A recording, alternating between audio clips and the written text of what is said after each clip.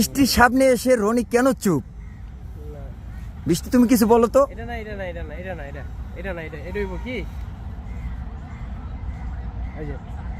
দর্শক আপনারা দেখেন বৃষ্টির সামনে আইসা রনি স্মৃতিহারা হয়ে গেছে। এই যে বৃষ্টি দাঁড়িয়ে রয়েছে, রনি স্মৃতিহারা হয়ে গেছে। কি অবস্থা আপনার? কোনো কথা বলতেছে না, পাগলের মতন দাঁড়িয়ে রয়েছে। আরে না না, কি হয়েছে দেখতে মানে ঘটনাটা কি হয়েছে? এই মানে একদম চুপ। এই বৃষ্টি কি হয়েছে?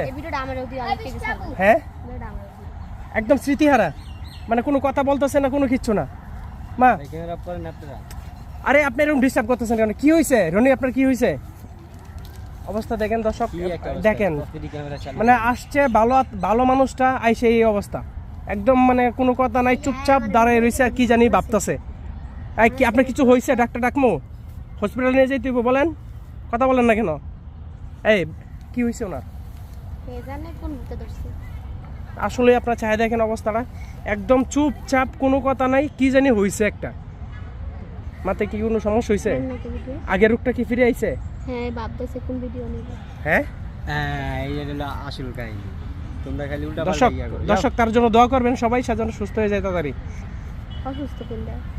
হ্যাঁ অসুস্থ কোনটা? এই যে অসুস্থ হয়ে গেছে, দর্শক আপনারা মন থেকে দোয়া করবেন সেজন্য ভালো হয়ে যায় তাড়াতাড়ি। থ্যাংক ইউ সবাইকে। এখন